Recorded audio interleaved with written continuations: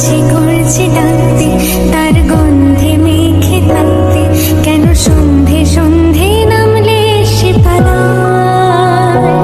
তাকে আটকে রাখার চেষ্টা বাড়িয়ে দিচ্ছে ঘষা মাজা যতই করো, আসলে তুমি কাইলা, কোনো লাভ নাই রে সাবান সোডা ডইলা। কাইলা গ্যাংয়ের সভাপতি ওরে মিস্টার কাইলা।